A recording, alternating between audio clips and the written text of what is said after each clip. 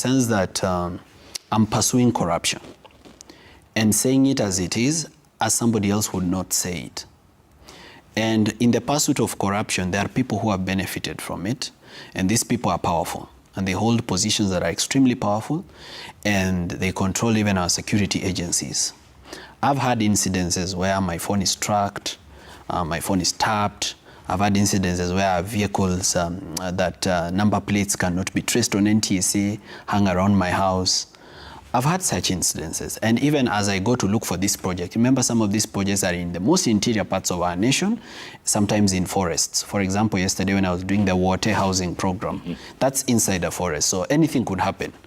But I leave my life to God, and I believe that God is going to preserve me as he preserved. Yesterday, while he was at Citizen TV, Morara Kebaso came out strongly to condemn the government and even expose more and more of Ruto's project. And even the question which he asked to the netizens of Kenya is that, why is it that most of the projects which have stalled were initiated by President Ruto? Why is it that most of these projects which are left around were launched either, but most of them were launched by President Ruto?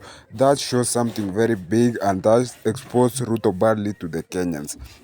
Even after the State House spokesman went ahead to condemn Morara Kebaso, saying that he is lying in some of way or some of the project, Morara Kebaso strongly refused and said that indeed the government is trying to play dirty politics so that they can make him get hated by Kenyans, which they will not succeed, and they have not succeeded anytime soon. For the last few days, Morara Kebaso has been loved more and more even by Kenyans as he continued to expose some of these incidences which are happening in Kenya. For example, after he exposed the Kipkaren 1.185 billion project which is left to the good, which is like shanty project now, and the contractors have been paid, it really made the residents of Eldoret, where even the president comes from, wonder like, what is this now? This project was meant to help us. How can it help a few individuals? These projects are meant for the people of Kenya. How can it be left for some people? Tulikuchelewesha, we are going to give you 236 million. But and the project hasn't been done. The project for Thwake Dam is ongoing. But as you can see, this is what I say about the projects of President William Ruto. It's either they never start, or if they start, they stall, or if they don't stall, they are finished with massive looting of public funds. So everywhere it's a crime scene. Even if you go to a complete project, an ongoing project, Kenya is a crime scene. It needs to be fenced off for investigation. There's the other one that you talked about with Machakos County Governor Wavinya Ndeti. Yes. The road that leads to her residence. Where she lives. Yeah. It's called the Devki Kinani Road. The Devki Kinani Road was allocated 1.7 billion shillings in 2021. The scheduled time for completion was July 2024. Now we are in August. It is not even, we cannot even say it's 20%. There is nothing. And remind you, out of the 1.7 billion, the contractor has already been certified to be paid 476 million and has received in his account 238 million. It seems Morara Kebaso is so passionate about this topic because as he explains these matters, he has even have them now stuck in mind because he has been moving around the country to do this project. For example, in Wote Makueni County, he exposed a stadium which has stalled for years and it was allocated 262 million, and that was supposed to be the game changer in the Eastern Province or the former Eastern Province of Kenya. Right now, Morara Kebaso is concern of many Kenyans because many Kenyans feel like he might be armed by the government because in the recent days we have seen a series of assassination and kidnapping of the guys who are anti-government critics. For example, we had the guys like who started the Gen Z revolution being abducted and even disappearing. Some of them who have been found dead, and some who have been kidnapped, and when they came back, they revealed something which was terrible happened to them while they were in abduction. So the government of Kenya is now being under watch because this series of abductions have made many Kenyans feel like they are going back to the police state. For example, Morara went ahead to explain how DCI tracks his phone. No, sometimes kwanza nikienda kutafuta hizi fake projects, huwa nazima simu ama nawacha simu mahali, because I know how the system of the government works. They use triangulation. They have a system at Criminal Research and Intelligence Bureau hapa DCI. Wako na back-end access to Safaricom. So what they do is your phone, whenever you're making a call or a text, it can access the nearest cell tower. So the nearest cell tower communicates with that cell tower and that one. Then it does a mathematical calculation and approximation of where you are within that triangle of those 3 cell towers. So hata kama uko kwa village, uko wote, it can pin you. That itapeana hadi Google mapping kwamba uko hapa. Unaona? So sometimes I leave my phone. Nasizimi, naweza iwacha hata hapa kwa Lin Nguki na nitoke. Ama sometimes I let my car go. Gari yangu inazunguka tu, but siko ndani. I'm using another car or a pikipiki or an Uber. Kuna time hata nimewahi ondoka kwa boti ya mtu ile siku ya 8. You know, I woke up in the morning naangalia CCTV, naona double cabin kwa gate yenye iko suspicious, imepaki na idle tu.